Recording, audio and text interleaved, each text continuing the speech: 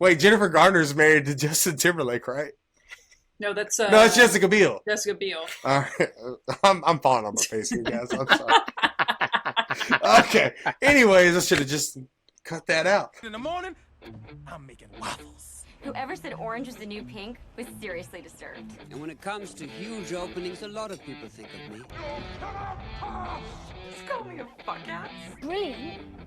Scary. I get nasty when I'm horny.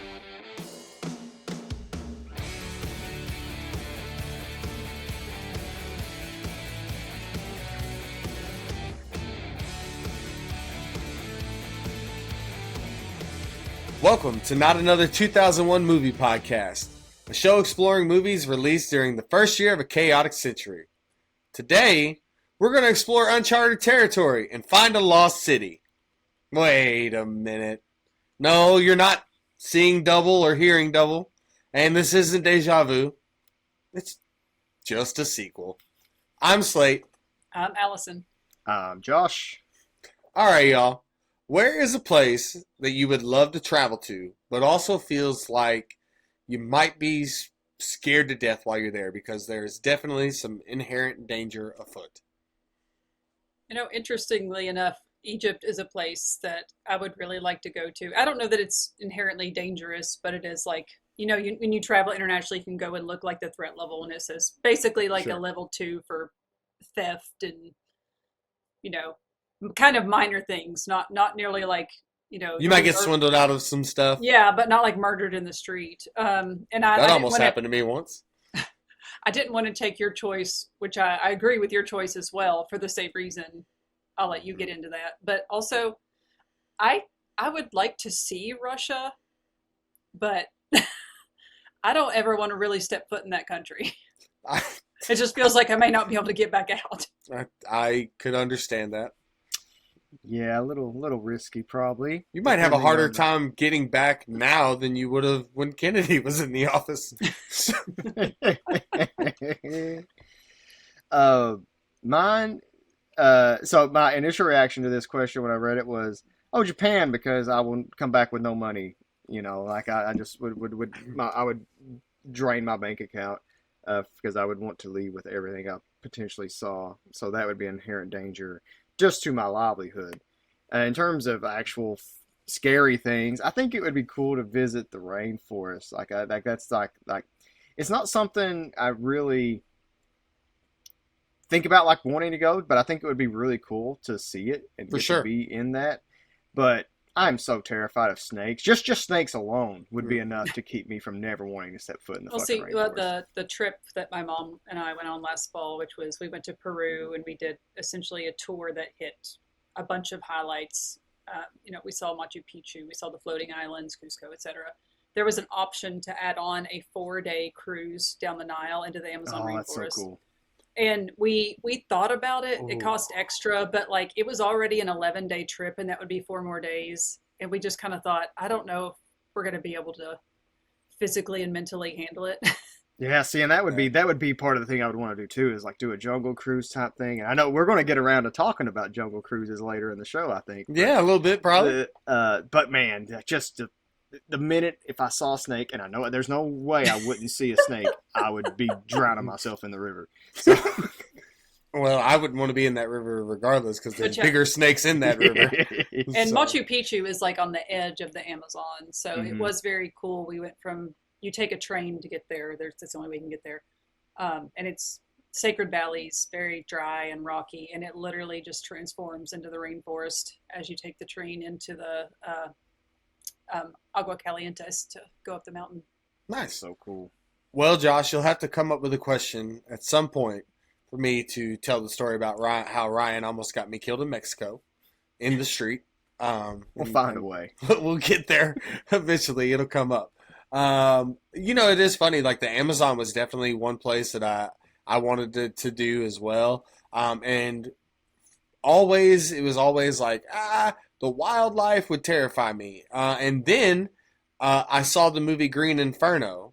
And if you haven't seen that, it's about college students that go on a trip to the Amazon. Their plane crashes, and they're dealing with a much worse, scary situation than, you know, the the Amazon natural, elements. They're dealing with a cannibalistic tribe, and Eli Roth pulls no punches, and that added a new fear to the Amazon for me.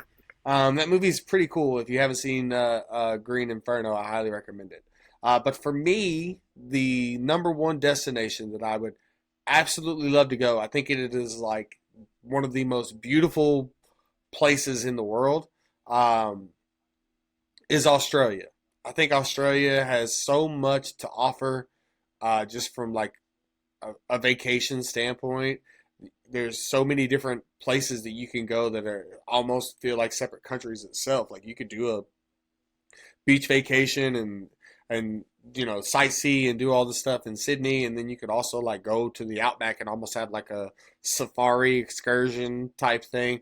But the wildlife is fucking terrifying. I mean, spiders the size of my chest. No, thank you. Okay. You don't want to bop with a kangaroo. Yeah, dude, the videos of like kangaroos like just holding this guy's dog hostage and like trying to rip its neck out, or like what? No, I mean alligators and snakes are terrifying too. Like you see the ones of like the big ass snakes crawling across the trees, and the trees like breaking because the snake weighs 75 pounds. Australia is legitimately one of the most terrifying places ever. And I would love to go, but also like immediately as soon as I got there, I'd be like, all right, time to leave. Like I'm here. That's why the British sent all their prisoners there. Yeah. Australia's wild. I'm about to say, to speak to how scary it was, there's a reason that was the second season of Survivor. Was the Australian outback. Dude, Australia's crazy. I don't know if you've ever watched, so Conan O'Brien, when he had his late night show, I can't remember which one, honestly, but he would do a segment called Conan Without Borders, where he'd go overseas and they would basically film episodes of him meeting with the locals. And he does one where he goes to Australia. It is one of the funniest things I've ever seen. But he's talking to like a guide, and the guide's showing him a book of all these like dangerous animals and insects. And I think the guy mentioned something, I don't know, maybe it was a spider or something. Oh my God, this spider bit my wife. And Conan's like, oh my God, is she okay? He's, yeah, she just shit her pants. He's like, you just told national television that your wife shit her pants. Yo, if a camel spider even crawled near me, I'd shit my pants. So, I mean, literally, Australia is like Florida man on 1,000. Like, it's absurd. Absolutely absurd. So if you could promise me like that I wouldn't have any like close to death experiences with wildlife while in Australia, but could see them from afar, I think I would be cool, and then I would go. But obviously, well, the reason why I asked this question today is because the film that we are discussing is an epic journey in a truly beautiful place with life-threatening traps, bad guys, and spirits around every corner. That's right, the movie that is so nice, they literally had to make it twice. And this time, let's just add a kid to the mix, which we'll definitely get to him when we start talking about the plot. Today, ladies and gentlemen, we are discussing The Mummy. Pause. Returns. Are you there yet? No. Are you there yet? No. Are you there yet? No. Are you there yet? No. Are you there yet? No. Are you there yet? No. Are you there yet? No. Are you there yet? No. Are you there yet? No. Are you there yet? No. Are you there? No. Are you there? No. Whoa, that was amazing! Perfect aim! What are you talking about? I missed.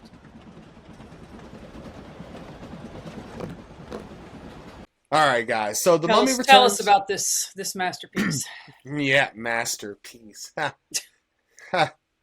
Well, The Mummy Returns was an automatic qualifier for this podcast because it is the 6th highest grossing film of 2001. Rush Hour 2 placed right above it. And, that's what rounded out the top 5 there. And it's the only sequel in the year 2001 to outperform this movie in the box office domestically. Although Mummy Returns outperformed Rush Hour 2 by quite a bit in the global box office numbers. So it was more of a global success. That's interesting. Slate's having a moment. Sorry, guys, I had to clear my throat there for a second. That's how captivated he was by the fact he Yeah. brought to the table. Okay. So the budget for The Mummy Returns was $98 million, and it made $202 million domestically and $443.2 million globally, making this film the biggest success of the Mummy franchise. Okay, so we're off to a good start there, right? Now, while the box office numbers would say that this is the best movie in the franchise, and that the audience loved it, reviews, they would say elsewise. Or, is that a word? Elsewise? It is now. It is now. It's literally in my notes and it doesn't have a red line under it. Yeah. So anyways, Rotten Tomatoes gives this film a 46% critic score and a 63% audience score, while its predecessor, the original film in the trilogy, The Mummy, was at a 64% for the critics and 75% audience score. So it's pretty clear that people that were turning out in droves to see this movie were heading that way because of all the hype due to the success of the first movie. Obviously, all the marketing tools, like they come out for the second film, it was bigger, better, broader, more stars, more action-packed, more chases, and everybody was like, all right, sign me up. The first one was like the coolest thing since Indiana Jones, so let's go check it out. But obviously, like, I think most of them kind of were like, yeah, it's decent, but it's not as good as the first movie, right? And we'll definitely get into that. Our guy Raj. Yeah. Raj gave these movies a review as well. The original Mummy film, Roger Ebert gave a 3 out of 4 stars in his review. And this movie, however, The Mummy Returns, only scored 2 out of 4 stars from him. So even Raj was like, nah. It's Honestly, I'm kind of quite surprised it's not less than that. I think he's being nice. Like, I didn't read his full review, but I did read like the opening statement and a few other clips from it. And the opening statement is like honestly spot on how I felt when I was watching this movie. He really does a really good job of summarizing the majority of issues with sequels in general, especially at this time and really in today's climate, honestly, as well. And definitely in this genre too. It seems like the action adventure genre sequels are the ones that really like fall into a lot of these tropes that where it just doesn't work. Like one Tomb Raider movie is cool, second one not so much. One Mummy movie is cool, second one not so much. What's another one that's like Jurassic Park? Jurassic Park could fit in that as well. It's the same thing. Like, there's a reason why that Tom Holland and them decided probably let's not make an Uncharted 2, right? But here's what our guy Raj had to say about The Mummy Returns. It is a curiosity of movie action that is too much of it can be boring. Imagine yourself on a roller coaster for 2 hours. The first 10 minutes, the thrills subside. Imagine yourself on a roller coaster for 2 hours. After the first 10 minutes, the thrills subside. The mistake of The Mummy Returns is to abandon the characters and use the plot only as a clothesline for special effects and action sequences. If it were not for references to The Mummy in 1991, this sequel would hardly have a plot at all. Facts. Nailed it. Absolutely nailed it. Raj took the words right out of my mouth, man. All right. We got to talk about our cast of characters for this movie as well before we dive into the plot that's almost non-existent, as Roger Ebert would say. Brendan Fraser and Rachel, is it Weisz? Well, I've always said Weisz. But... I think when I looked it up, like it's actually like almost Dutch or German, where it's Weiss. Weiss. So we'll call her Rachel Weisz. Married to Daniel Craig, for your information. If you did not know, I had to throw that little fun fact out there since we dropped the Jennifer Garner fact with Paul Bettany. Jennifer Connelly. Garner, Connelly. They're the same people. Only one of them has an Academy Award. I believe. Jennifer Garner's married to Justin Timberlake, right? No, that's no, it's Jessica Biel. Jessica Biel. All right, I'm falling on my face here, guys. I'm sorry. Okay. Anyways, I should have just cut that out. All right. But Brendan Fraser, Rachel Weisz, John Hannah, Oded Fehr, Patricia Velasquez, and Arnold Vosloo all return for this film. R.I.P. to our guy Benny from the first movie. He probably would have made this movie a better film. Okay. They're joined by an 8-year-old child who is the son of Rick and Evelyn, or Evie as we call her, which is problematic for the plot. The reason why this is Right out the gate. Yes. The reason why this is problematic is because, well, you see, the events of the main plot that happen in the original Mummy movie, which came out literally 2 years before this movie. So as soon as that movie was a success, they said, all right, everybody get back on board. We're making a new one. And that's what they did. The original timeline of that plot happens 7 years before this movie.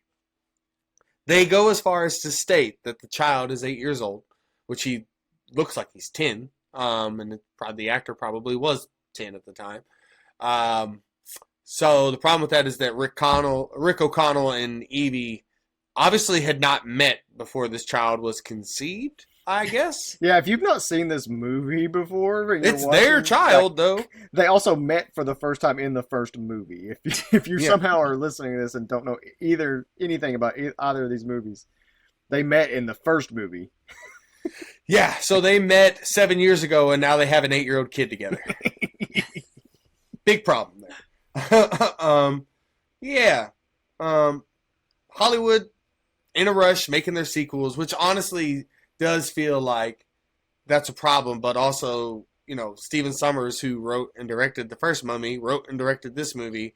How does he not pay attention to that detail? He's the one who wrote it. Like, what's going on here? That's just, I don't know. That one's rough to defend there. But, you know, once again, not giving a damn about the details. Just make it bigger. Make it louder and more extravagant. Let's throw in more fantastic CGI and explosions. Oh, yeah, and while we're at it, let's throw in the biggest wrestler on the face of the earth right now. That guy, Dwayne "The Rock" Johnson. Let's throw him into this movie. Dwayne "The Rock" Johnson. Let's put him in this movie, and we'll hardly use him. How's that sound? Epic. Yep. Yeah. Okay. So, like I said, The Mummy Returns is written and directed by Stephen Sommers, who also wrote and directed the original film in the trilogy. His timeline's a little weird. So, like, going into his IMDb page, he's, I think, directed 12 movies. He's only written, like, 22 projects as well. And if you go into, like, his directing and writing cuts, like, he really doesn't do anything of note or that I've ever heard of that's noteworthy until he does The Adventures of Tom Sawyer, The Adventures of Tom Sawyer, for Disney.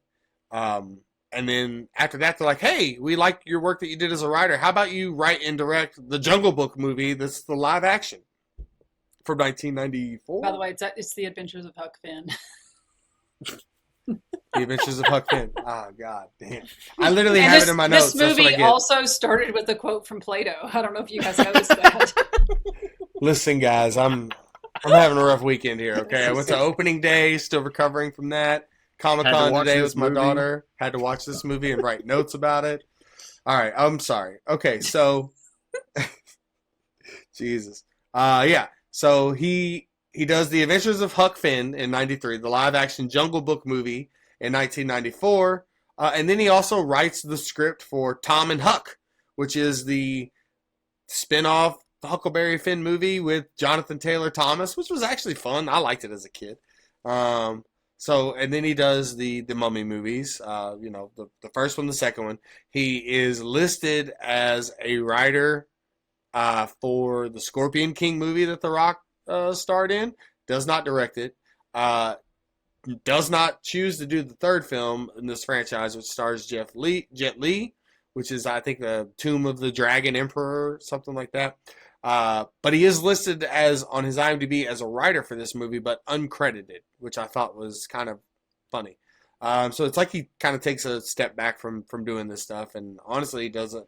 He went out on a high note. Well, yeah. So he does The Mummy Returns, and then his next film he decides is going to be Hugh Jackman's Van Helsing. Oh my lord. Have y'all seen that movie? Yes, yes, I Whew. have. The second is, time that movie has come up on this podcast, if I believe correct, that we talked about it a little bit during Moulin Rouge back That is in what we would February. call exquisite cinema. Oh yeah, because the Duke is Yep. Dracula. Oh yeah, yeah. That's Oh. right. Oh Whew. man. Okay. Steven Summers got Um, his hands all over our podcast. Yeah, yeah. So he does that movie and then doesn't do another movie until G.I. Joe Rise of Cobra in 2009. Cranking out Um, bangers over here. Yep. After that, Odd Thomas in 2013, which was his last film as a director. I don't know anything about Odd Thomas. I think I've heard of it, but I've never seen it. Don't know anything Isn't it based about off a book? it. It sounds like it is. Like I feel like I've read a book in school called Odd Thomas, but It's not a good, so I'm just doing a quick Google on all these movies. It's not good when they all like 33, 33, 37 Rotten Tomatoes. ouch. It's probably Ouch not great town. for your career. Ouchtown population, you bro. Yeah, it's based on a Dean Koontz novel. Okay, Dean Koontz, really? Mm-hmm. Wow, that's a name I did not think we would be talking about today. Yeah. He is attached for one more film that is currently in pre-production about a rogue planet that is on a collision course to hit Earth and wipe out humanity. Armageddon 2.0, anybody almost? But that movie is creatively called When Worlds Collide. So And I'm guessing, I did a quick search for that, and it's probably a remake of a movie because there's a 1951 movie called When Worlds Collide. So fantastic. Can't wait.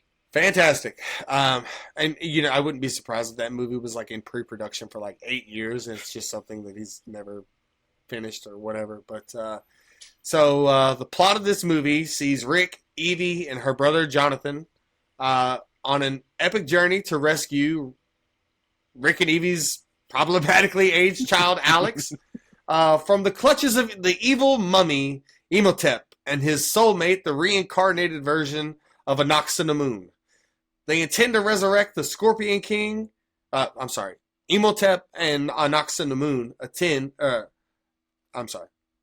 one more time.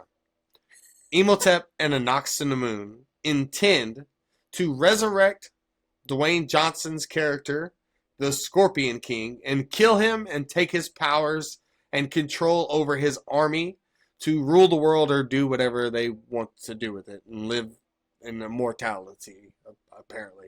Oded Fair joins them once again as Ardith Bay, and he explains to Rick that the tattoo that we never knew he had in the first movie, our Deus Ex tattoo, Yeah. that just randomly shows up on his arm in this movie. Well, that tattoo means that Rick is a descendant of the Magi, who are an ancient order of warriors that are dedicated to protecting humanity by guarding the Humanatra, which is the city of the dead.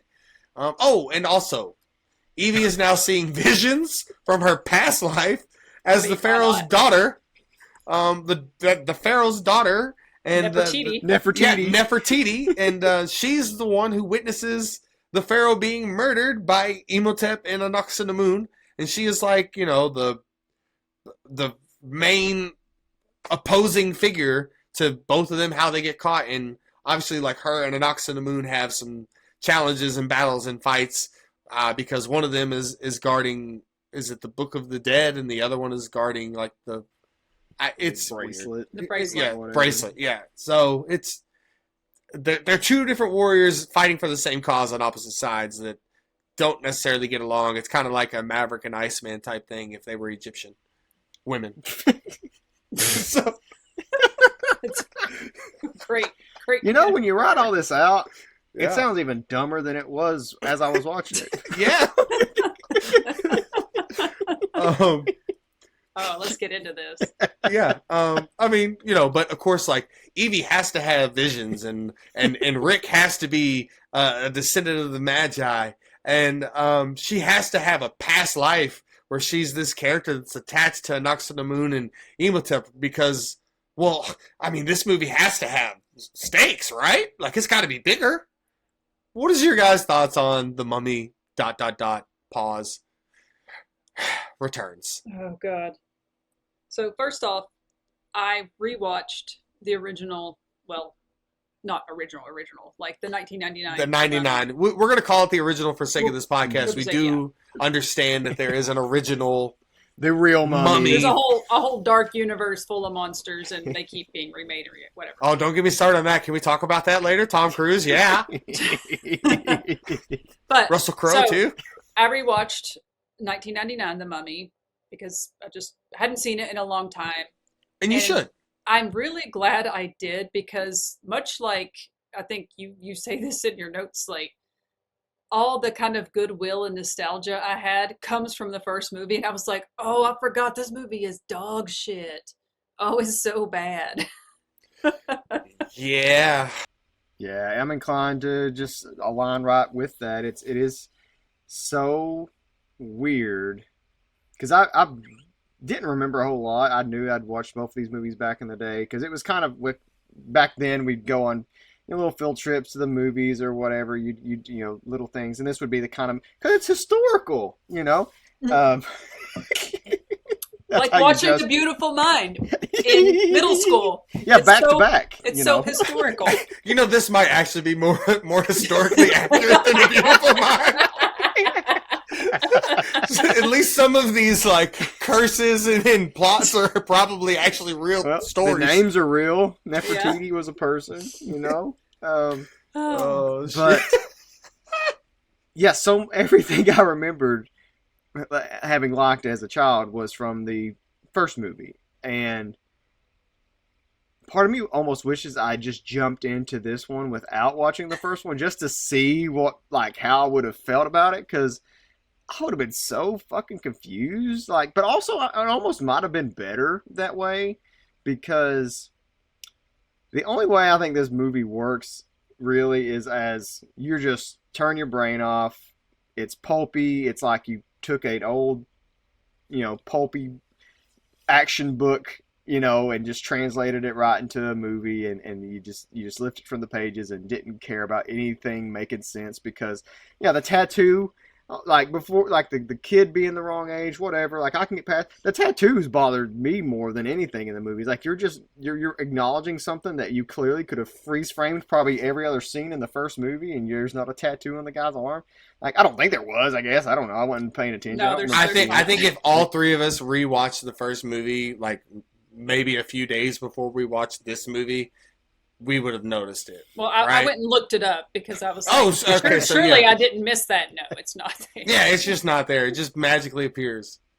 And it's so clearly of its time, this kind of sequel, where you feel like you have to have every character doing something and being involved in this intricate, silly plot that is barely a plot. It's more like it's less a plot and more of a framework to connect everybody together. It's not really a story. And how do we get them all in the same place? Yeah, and you're just trying to get people from point A to point B to point Z by the end of the movie, and it can be fun. It's not bad, but it's just not. It's not something you watch and think this needs to exist. There's not. It's not a good. I don't know. I don't know if I would say it's a good sequel or not, because it's certainly not adding anything in terms of making the characters better. And I would argue it actually makes all the characters worse that were in the first movie. Yeah. Also, first of all, y'all go ahead, Allison. We have to address this up front. This might be the worst CGI I've ever seen. Much worse than the first movie. In a major blockbuster it's franchise. Terrible. Because From the moment the grass pops up in the very first sequence with The Rock as Scorpion King, it's like, what the hell just happened? I remembered the Scorpion King at the end being bad, because that is just a whole other level. I didn't realize it until I saw it. I said, what the fuck did they do? But I was like, is that even The Rock? Is he even, or is that just a computer-generated rock? It's a completely computer-generated rock. Yeah, it has to be. Oh, God. It's brutal. It is absolutely But brutal. even, the tidal wave looks like garbage. That weird airship looks like garbage. It all looks so bad. There are big chunks of this movie that look like the scene for Jurassic Park that I was lasted gonna say, 30 listen, seconds, guys, them we hang shit on. gliding in Jurassic Park Way looks better. better than this movie. Way better. I was like, I take back everything I said about Jurassic Park 3. So bad. Hey, I tell you what, this movie makes Jurassic Park 3 look like fucking Citizen Kane. Like I ain't joking. Like, Oh man. And it really just, there's a big battle in this movie too. And I was just thinking, again, I'm going to bring up Lord of the Rings on this podcast all the time. But same year, Fellowship of the Ring, there's some dodgy CGI, but it is just worlds apart of what they did in that movie with like action adventure and kind of fantastical things happened where you would need to use, CGI versus practical stunts. But you would think that they came from like different centuries because it's so bad. Yeah. Like, sure. that was the first thought, is like, all right, guys, I know we're going to say, all right, it's 2001, like, CGI is limited or whatever, but if you compare it to other movies in this time, Yeah. you're like, this is just so fucking bad. Yeah, I was literally like, okay, oh my god, I thought Jurassic Park 3 was bad. No, this is way worse. Yeah, And I think okay. I say it looks worse than the first one. And I guess that's not really true. They're probably about the equal, but the first one is more judicious in how often it's using CGI. Yeah. And you don't know, or at least I didn't feel like I noticed it as much because like, yeah, the mummy, like because for most of that movie, in this movie, he's reincarnated quickly as like his kind of human form. In the first one, he's mostly walking around like as a ugly looking zombie thing. Yeah. And yeah, it's old, it's dated, you can tell, but it's also like that kind of CGI. Like I kind of like. I don't know if maybe it's a nostalgia thing, but it's yeah, more it didn't like bother me in the 1999 one, even though I'm like, it doesn't look good. Yeah. But And the sand monster the works sand monster looks so awesome in the first like movie. the mummy face coming Whereas out the wave of the sand. is just, Mhm. which is the same. It's like this. Why are we it's doing the it same- again? We did it with you're sand, doing- now let's do it with You're water. playing the hits, and the they hits do it aren't with that water old. and with smoke at the Yeah. very end. Yeah. Okay. All right. God, there's so much to unpack here now. Is there though? Yeah, there is, because first of all, Josh, you were being extremely polite by saying, "Well, like I'm not sure that it's like a bad sequel," and I don't think It's late now. We're like, it's not like a bad movie, and I'm sitting here like, I know you motherfuckers, both of you didn't just shit on Swordfish, and now you're talking about this movie like, it's not terrible. no, I'm shitting on Swordfish this is movie way too. better than this movie. Okay. You know what? I'm going to agree with that. Yeah, yeah, So yeah. I think Swordfish is I better. mean, if that's the bar we're shooting for, Yeah.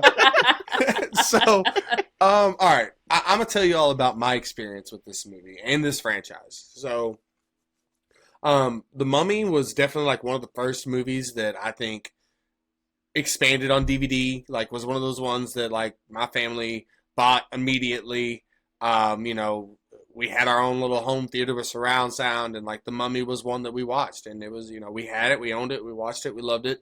And I really enjoyed it. It was a fun adventure movie. Like I really enjoyed it, but I never really like loved it. And part of it is because, well, I don't understand why people love Brendan Fraser.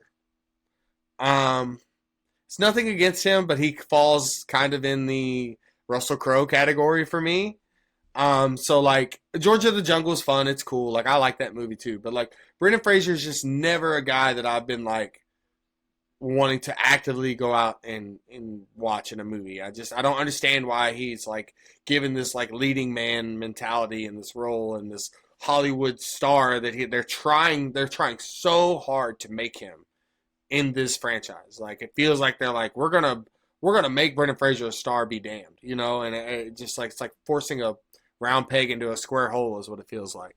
But so after watching the first movie, I remember watching The Mummy Returns when it came out. I don't know if I ever watched the third film with Jet Li in it. And I like Jet Li, but like I was like already burnt out on it by this time. Like I know I didn't see The Scorpion King. I had no desire to watch that movie either.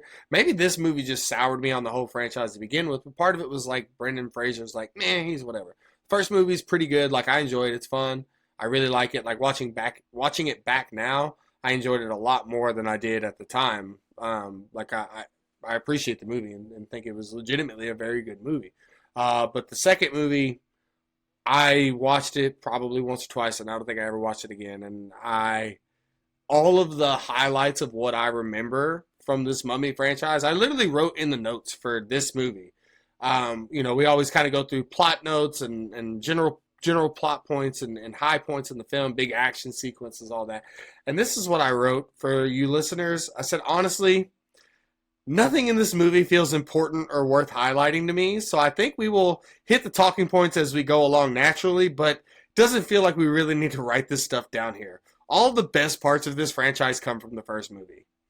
And it's so true. Like, watching this movie, all of the charm that the first film has, where, you know, Evie and Rick are kind of going back and forth, and even everything with Benny and everything with Jonathan in the movie is all, like, fun and lighthearted and kind of cute and clever, and like the jokes work, and the chemistry's there. This movie, Rachel Weisz and Brendan Fraser feel like they have no chemistry. Like, it feels like they don't like each other in this movie.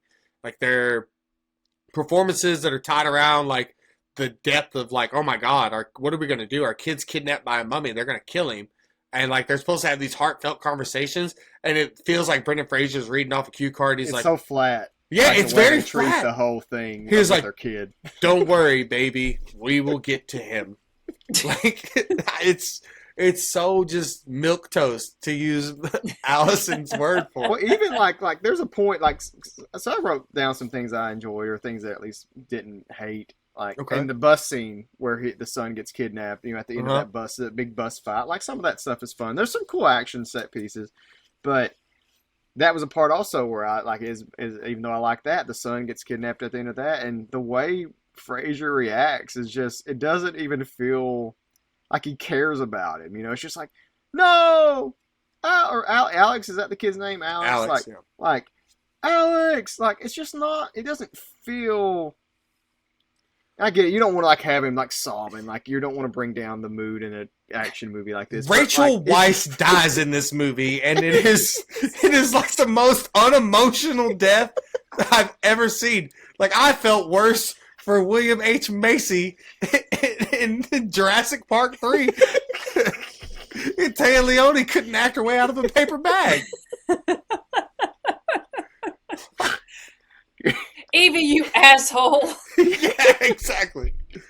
Oh man. It's just it's frustrating, because this movie is, to me, like, as I was watching this movie, I was like, this is like the exact perfect representation of everything that is wrong with Hollywood and sequels. And it's like, there's no originality. They're playing off nostalgia of a movie that came out 18 months ago. Well, Like, that's there's no nostalgia. They're also stealing so much more from Indiana Jones, and there Oh, was yeah. times when I thought I was like, are they actually using the score? Because it sounds so similar. Well, and that was one of the things I texted you guys, was like, after it had been a long time since I'd seen the first one, I was like, this is the third best Indiana Jones movie. The third one. The first one? The The first first movie? Mummy is the third best Indiana Jones movie. I've never been a big Lost Crusade person. I've only seen it once, but like, I like, you know, Raiders is like, you know, top. It's like the Jurassic Park of those movies, as far as I'm concerned. I've Yeah. never watched the newer ones, the Crystal Skull or the Alien one. Are those the same ones? Or- The Dial of Destiny was the last one. Dial of Destiny. That was a new one. But something you just said, Slate, like the nostalgia for something that just came out 18 months ago. Like, that was the whole time I was watching this. I was like, man, this is like if this movie felt like, because they're doing a new Mummy, right? Like, that's like, there's a new one coming out, you know, within the next year or two. Right? That's what they're hinting at, that they're And getting the whole cast back together for it. This feels like what that movie would look like if they made it now. Like, if this movie didn't exist, I think it would be this is the movie they would be making now. And You could still do it with the Rock of Scorpion King. and that Still work. speaks to how what you said about the nostalgia thing, because like, it's like so many of these movies, like these franchises, because we were using this very loosely. Like, it was really just a couple movies, and at this point, get so much nostalgia for them, and it's like, did we really need a second Mummy? Like, did we need a You Mummy had to. It was a remake? cash Like, grab. Like, oh yeah, it and feels like clearly- Brendan Fraser clearly only did it people for the wanted money at this you know, point. people wanted it, so I mean, they went to see it, so I can't say it was wrong to do it, but it's like, I mean, come on, at least like write a fucking movie. And even the third one, I'm looking, the third one made 0.8 million on it. So like, these movies were working for a lot of people, enough to. What's You know, the I Rotten get it. Tomatoes score on it? Oh God, I'll pull it up. But the thing is, you get into these situations where you're just making money to feed the box office and giving people just 13%.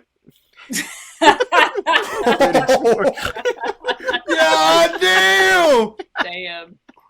Oh And man! so you're giving people just slop for no reason and 13% whatever. and it made $400 million. That's absurd. And like that's the thing I look at this and think like, man, maybe it was a good thing that we went down the superhero rabbit hole for so long because like a lot of that stuff's better than this. Like, Absolutely.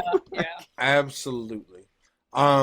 It clearly feels like while they're doing this movie that everybody's kind of just in it for the money. Like I just don't feel the connection with the cast that I felt in the first movie. The effort doesn't feel like it's there on screen.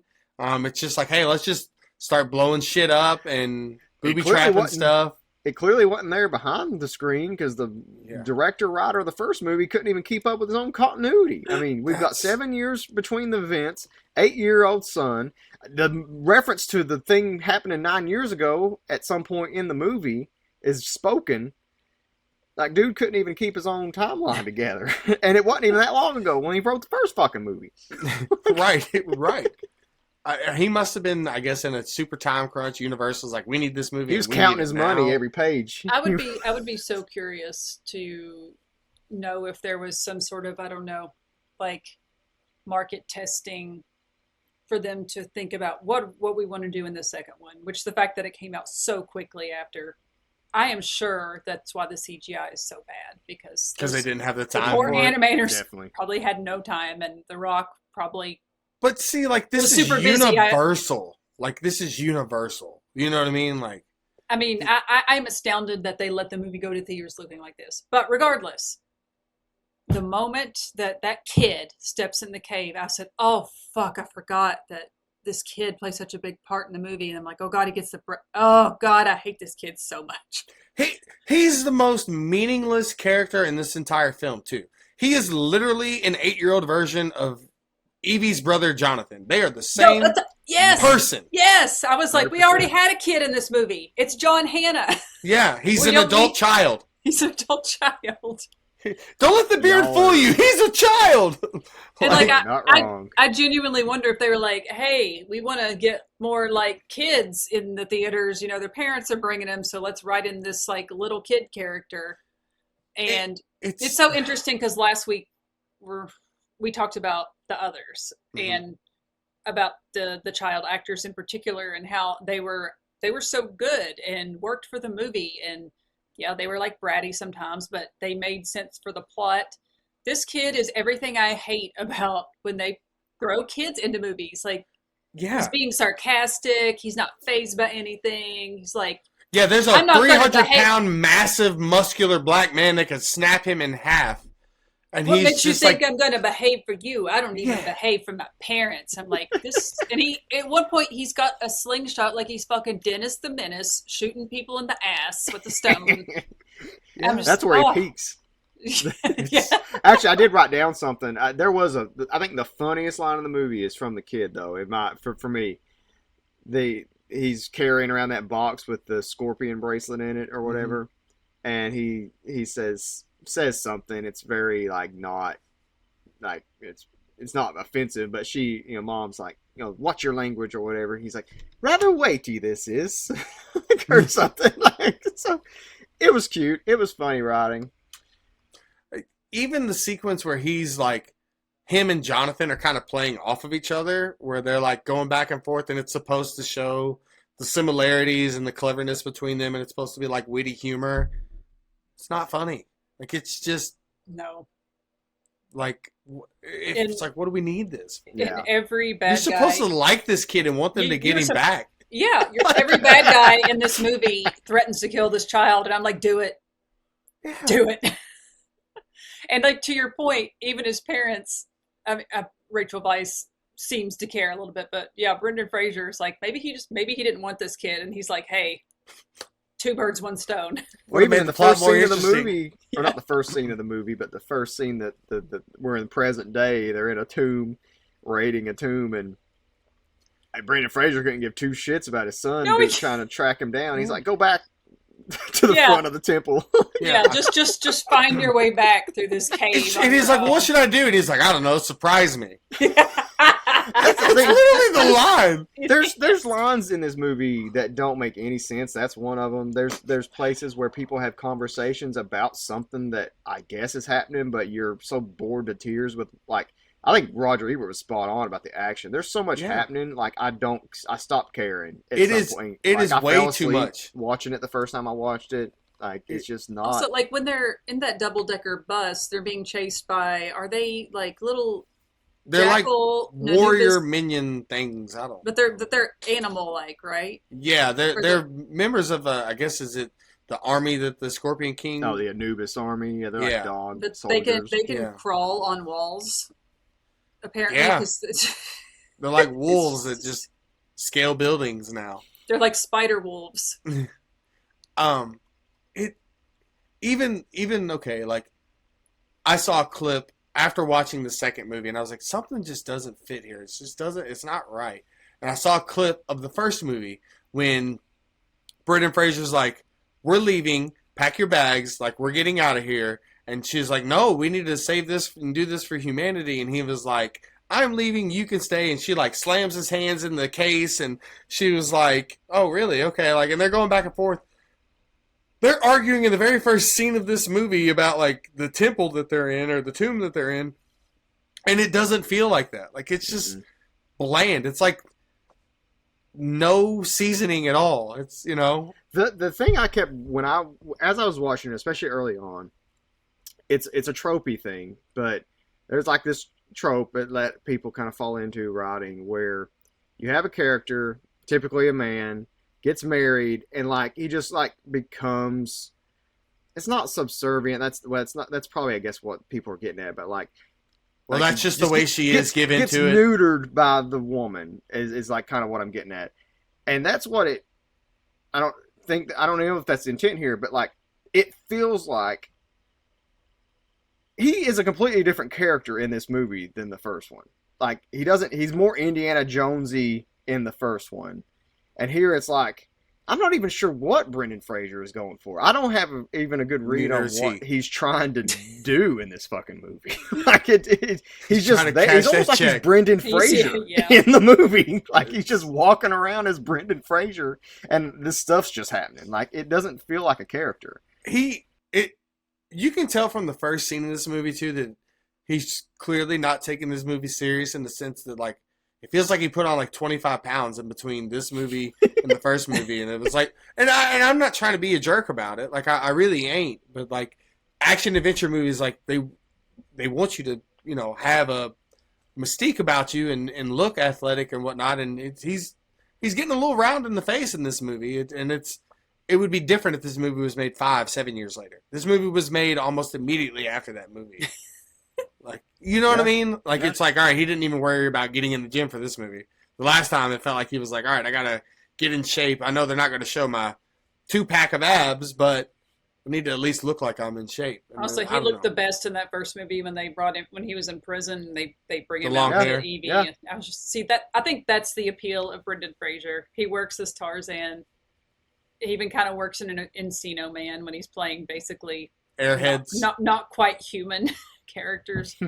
But I mean, I kind of agree. I like Brendan Fraser generally, but this doesn't feel. He does not. He's a completely different character than the first one. I agree. He does not feel like an action hero in this movie. Yeah. So He's very good in Doom Patrol. If you watch that on HBO. no, I haven't seen that. I really wanted to see him in The Whale, because obviously, like it's a big return for him. It's a big dramatic film. He won for best actor, didn't he? In that? Our girl from what's it called? Stranger Things is in it. That plays his daughter. Sadie Sink. Yeah, Sadie Sink is in it, and I love her too. But it's a Darren Aronofsky film, and I refuse to give that man any of my attention. So I've never seen it.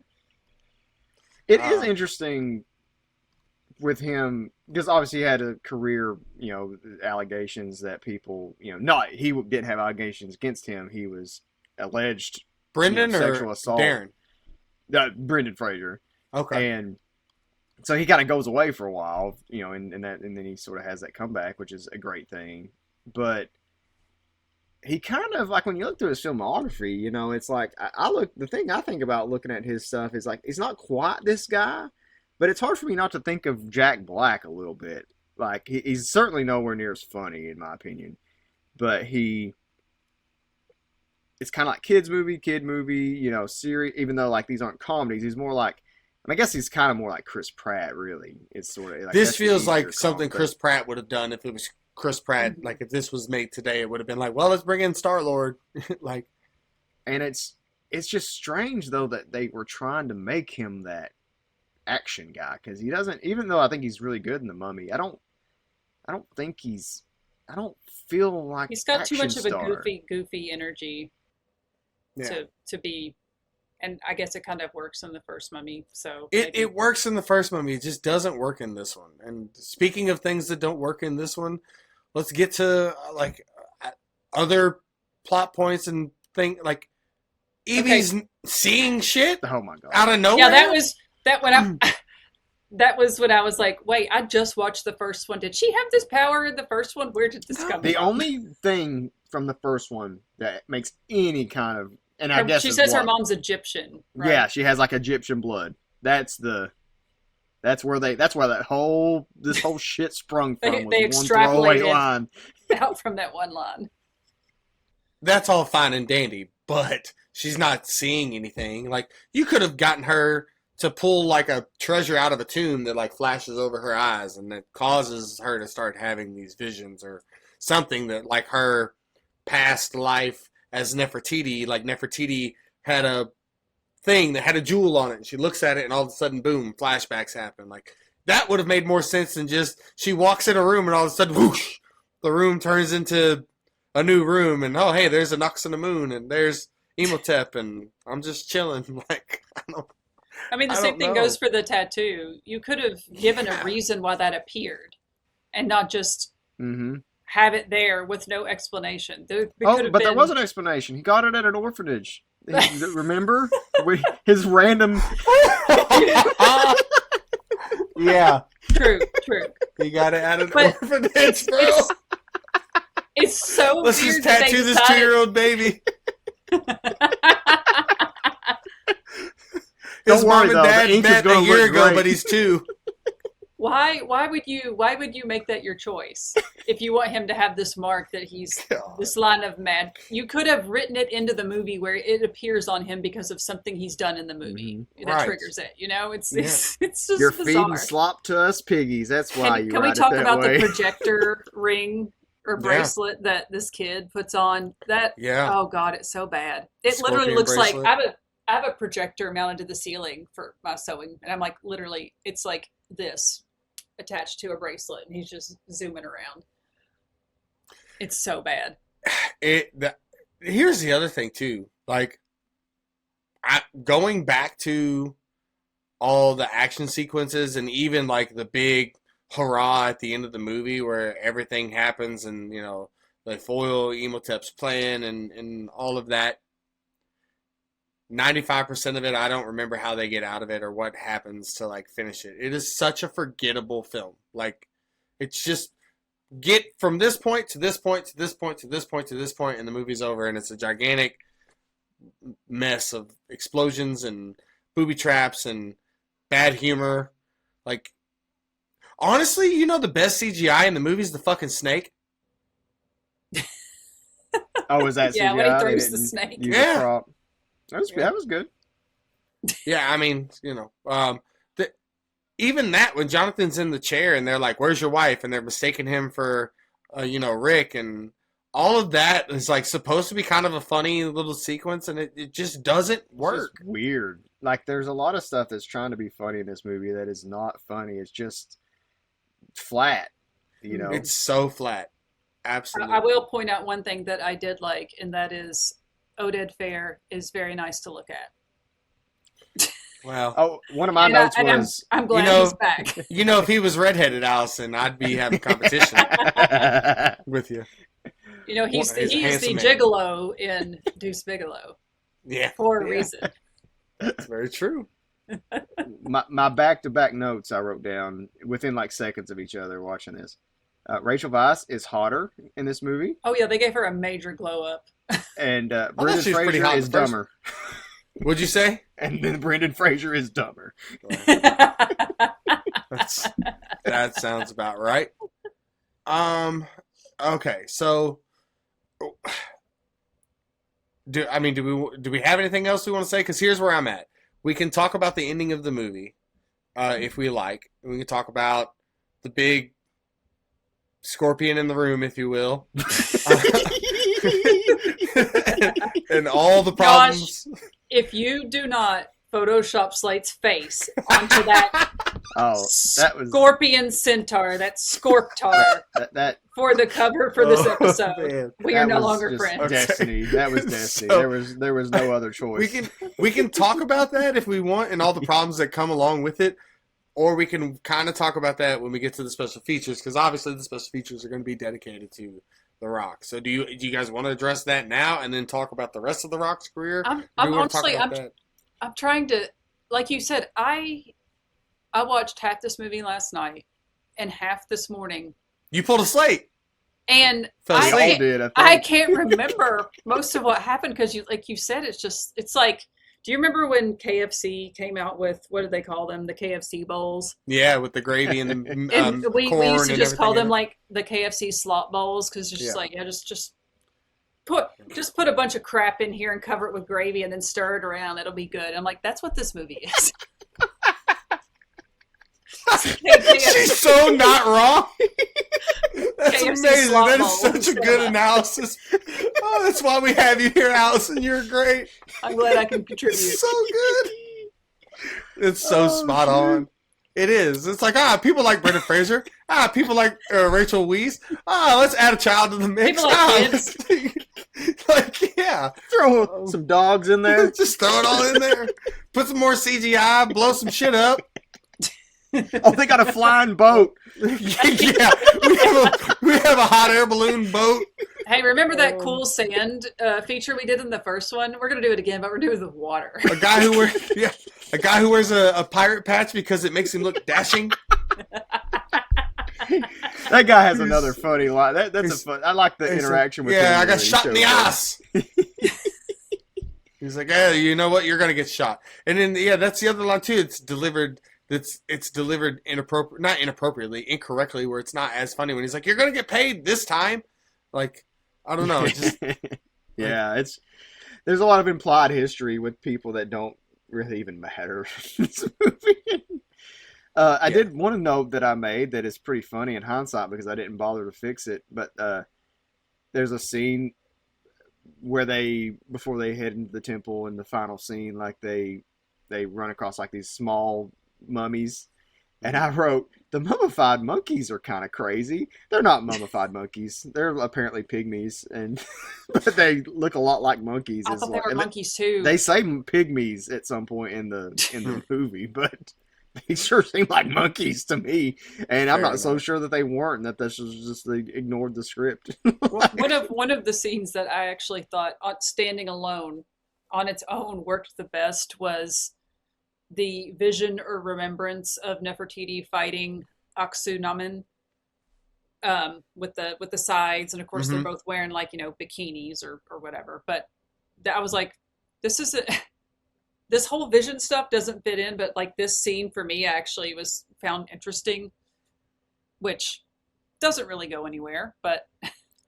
Yeah, no, it's just to show their history and how I'm good assuming they are. you all fighting. enjoyed it because they were, scantily clad, and they're both very attractive women. I mean, yeah, but also like. But they also had to matrix it up, and she's doing flips off the fucking wall, Yeah, and everybody's right. just acting like it's normal. That's what it felt like. Yeah, it's no like, oh, like Egyptian warrior was like, if somebody did that, and they would have been like, "What the shit is she's a that?" witch. She Yeah. also does 3 cartwheels into a back handspring, and I'm like, why are you doing 3 cartwheels? This is not I can do that right now, and I'm 43 years old. It's absurd. It's just Yeah, like So it's like, yeah, there's clearly some probably racism happening with the mummies, like the little pygmy people. Like I feel bad about that because like they just clear like they read to me as monkeys. Like No, I thought they were monkeys, and and I'm just like, okay, we got dog people. You know, the And crazy yeah, thing is yeah, yeah. I don't hardly remember the pygmies or what they look like. no, I mean they're like smaller, like they're like like it's African, right? Like they're African tribe, like that's the I think what they are, and they're usually smaller, like shorter, but like they aren't. They look like a foot and a half tall, like these things that they're running around fighting in the movie. Um, yeah, and then yeah, the flashback stuff. I mean, some of that stuff, I don't know. I mean, what's strange about this movie is like if you're going to do a lot of that stuff, because I felt like in the first movie, because you start out in the first movie with the flashback, and then you kind of come to present time, and that's it.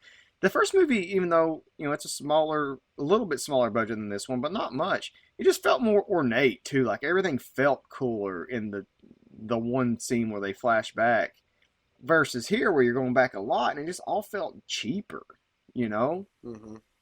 And I guess part of the budget increase is probably mostly just actors, getting a little bit more. But yeah, I don't know. It's a shame. Like, Yeah. It one of the other things that I wanted to talk about that I don't think people noticed, but I did, was that even the character that's like not a character but is a character, the scarabs are better and better used and work better as a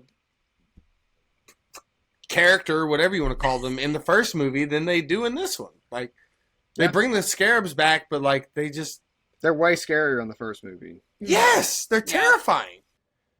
It's just so weird. Like nothing is handled with care in this movie at all. Like there's no delicacy. About Evie's dramatic death. Yeah. Which I actually laughed out loud because she's standing in the scene, and then you just see Natsuman come in behind. It's like a skit or something. She just walks behind her and just stab. It's so poorly done. And then, almost as poorly done as Brendan Fraser. Like, no, don't go. I think I just put more emotion into that than he did. You did. Your he's eyes like moved. He's like a vanilla envelope if you gave it lips. And then, because we have this precocious child who is so wise beyond his years and can read ancient Egyptian. Yeah, of course. Jesus. And he and John Hannah go off on their own little adventure to open the Book of the Dead, and he builds sandcastles to leave a trail. They find the Deus Ex spear. Yeah. And they know exactly where that sandcastle is. It's an actual monumental Well, that's how building. Good of a sand sculptor he is. He's a fucking Da Vinci. All right. Is there any, okay, I think we all kind of know how we feel about this movie. Is there anything else that you guys want to say or talk about it before we get into the bonus features? I just don't want to beat a dead horse. I feel like there's nothing else we've been saying that's going to be new. We kind of feel the same about the whole movie from front to back. Oh, I just did want to mention, not about this movie, but the technically, I guess, the sequel, the Dragon Emperor one. Our boy Rob Cohen directed that one, of the Fast and Furious fame. So 13%. Now I know why he doesn't work in Hollywood. Yep. Anymore.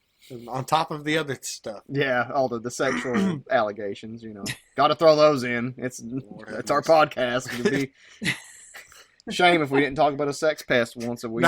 Not another 2000. Not another 2001 sexual assault podcast. Jesus. Incoming. Oh, Lord. It's time then, I think, that we get into our bonus feature here. And I titled it The Making of a Star. Okay. So the biggest thing that can be said about this movie is that it is the debut of Dwayne, a.k.a. The Rock Johnson. This is his first film, and this is where Hollywood immediately decides he's going to be a movie star. He branches off from doing WWE to make this movie for a little bit of time, and then comes back to WWE and pretty much essentially ends his run as champion, puts over like Stone Cold Steve Austin or Brock Lesnar. I can't remember exactly who at the time, and disappears for quite a while from WWE to go start making movies. He gone for almost a year, and then it makes like a small cameo, then goes again for a year. Like he just kind of bounces back and forth before he really takes a long hiatus from WWE. But he's in this film as a very small role. It's weird because supposed to be a big important role, but he's barely in the movie. And he's like top billed along with Brendan Fraser. Yeah, I feel like He's on the name posters dropped and in the everything. script probably 40 times. yeah. Like their whole buildup is like the Scorpion King and the Scorpion King versus Emotep and this big battle that's gonna happen and how powerful he is and all of this. And he's in the movie for the first 5 to 7 minutes. Actually, really bad acting by The Rock at the beginning of this movie too. It's Does not he great. even have any lines? He speaks a foreign language. Do we think that was a real language? Did they actually They come up made with it the up. use real language, or is It's it about just the made most up shit? Americanized Egyptian I've ever heard anyone speak. So that happens. He eats a CGI scorpion, also Oh, better than the other CGI in the movie. And then he disappears for the whole film. when he Until turns he- around after they're like they lost the battle, and he's just kind of shuffling off like Charlie Brown and like You looking don't- over his shoulder. It's like, what the hell is this? He's stranded for like 7 years in the sand and has to make a deal. Oh god! Don't forget when he like disappears into ash and he's like, oh, screaming. Makes a deal with Um, Anubis and Yeah. But he disappears the entire movie. He's not in the movie until the final showdown when he becomes this gigantic CGI half man, half Scorptar. scorpion centaur thing in the battle with him and Imhotep. Sinscorp. But everybody seemed to be pretty clear that when this movie was made, The Rock has what it takes to be a Hollywood star. Which, honestly, watching this movie, I didn't see it. Sure, he's got the look, but like the acting didn't seem like it was there either. There's not like the smoldering intensity that he brings to films now. Okay, I have a question. Mhm. So I feel like nowadays, let's say this movie had been made like now, and you have this whole prelude of the Scorpion King. Mhm. I feel like nowadays it'd be like, yeah, we're going to put this in because it's a setup for the, For the Scorpion King spin-off. movie? But do you think that they were thinking that at the time? Because the only thing that I can think of where they were like, oh yeah, we're going to do a Scorpion King spinoff is that The Rock looks pretty hot, I guess, to some people. With the I long mean, hair? I have a friend who Oh, yeah, just you thinks have the long he is hair. like the most handsome. She loves like big beefy guys and dark skinned guys, and with the long hair and wearing like the loincloth stuff. I'm like, maybe they thought we'll get dudes into the theater because it's The Rock, and then we'll have him scantily clad looking like this, and that'll bring the women in. Yeah, I mean, if you're thinking from like a cross appeal, wrestling fans who might love him, kids, a lot of kids watch wrestling, women, like, straight women. I get the math there for sure. But do you think they went into this movie thinking that they might do that, or did they think, this movie made so much money, let's spin it off? I think it was pitched a couple ways. I think it was, hey, we want you to do this role. You want to get into acting. This is the perfect like small role to start you out. If this movie does really well, which we think it will, and if people think that you're doing a good job, there's potential for a spinoff here. And I think that regardless of what you think about The Rock as far as his performance in this movie or even him as a person, it is well known that like Dwayne Johnson, when he comes to work, gives every ounce of effort and professionalism and intensity to doing his job. So I think that when he got on set, he was asking questions, learning, trying things, and honestly probably impressing people with his ability to pick up stuff as an action star because let's face it, like wrestling, you're doing a lot of action stunt moves in a ring, throwing your body around, and so everything that they gave him to do, he was doing the way they wanted him to do, and trying to learn and try different things. And he's also a very creative mind who likes to throw his own views and opinions into things. So I'm sure he was bouncing ideas off the action people and the actors around him, and being very friendly and politicking, and people probably gravitated to it and were like, yeah, like this guy is going to be something.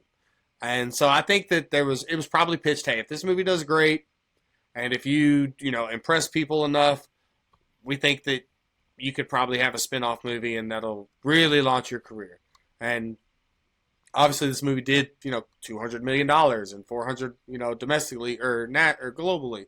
So like I think it was like not probably promised and guaranteed, but definitely like this will more than likely happen, and that's what happened. So, but our guy Roger Ebert had had this to say about The Rock's performance, and again he's spot on, man. So he said the ads will give The Rock, the World Wrestling Federation star, equal billing with Frazier. This is a bait and switch. To call his appearance a cameo would be stretching it. He appears briefly at the beginning of the movie, is transmuted into a kind of transparent skeletal wraith, and disappears until the end of the film. At the end of the film, he comes back as the dreaded Scorpion King. I am not sure at the end if we see the real Rock or merely his face connected to computer-generated effects. His scorpion is blown up to giant size, which has the unfortunate effect of making him look more like a lobster tail than a scorpion. I continue to believe The Rock has an acting career ahead of him, and after seeing this movie, I still believe it is still ahead of him.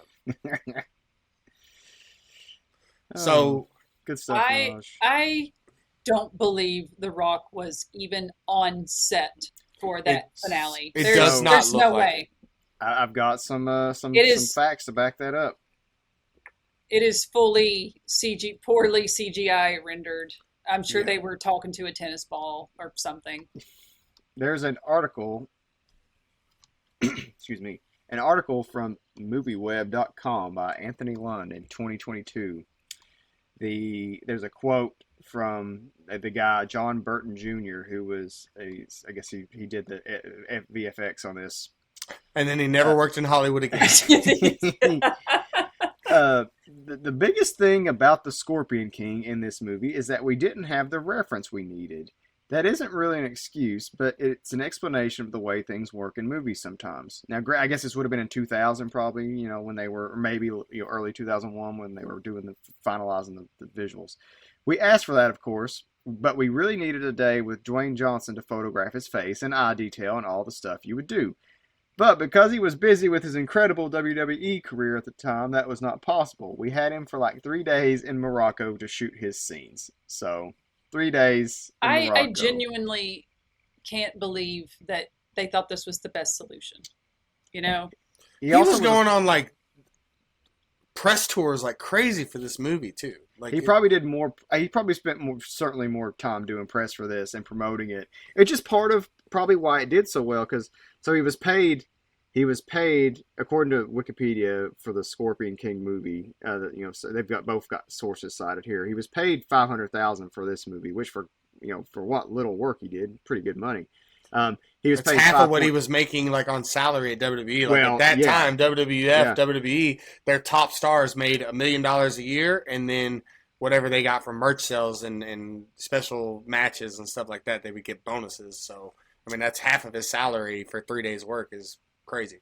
And then they turned around and gave him $5.5 million for Scorpion King, which was at the time a record apparently for a first-time leading role. They would have been better off if instead of trying to create this centaur creature so that it could have Dwayne Johnson's face, sort of, if they made him just a creature and there's some reference to where you're like, oh, that's the Scorpion King. I don't know if he. Yeah. If there were he was a video fully games. CGI monster creation, it would have worked better than whatever the fuck What if it just that been a was. scorpion and it spoke? Just and give it a sounded like mullet. The Rock. No, just give a scorpion the hair. Just with the long hair. I mean, dude, there were video games at this time that had better effects than this movie. Oh my god, yes, Yeah. absolutely. It's absurd. So while the And day, go ahead. The video I sent you all. Yeah, that needs to be included in the notes. So Allison found a video to explain to people what you sent to us, Allison. So I was just, researching the worst VFX shot ever made, and there's this group called Collider Crew. I don't know anything about them. I just came upon their YouTube channel. There's like special effects guys. I don't know what they do day to day, but they have a video about trying to fix this scene.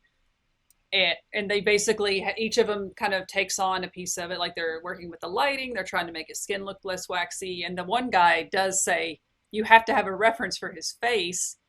It's very obvious they didn't. So he uses the actual Scorpion King movie as the reference for his face. And then they show the final product. And it's not perfect.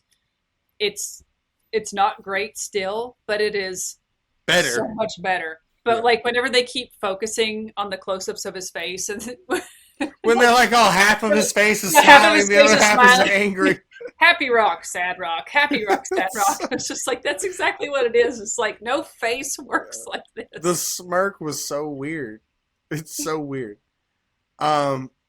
So while his debut film as a star of the movie The Scorpion King follows this film was not a major success and honestly saw mostly negative reviews, most people seem to believe that was due to the lack of storytelling in the movie and not from Dwayne's performance itself.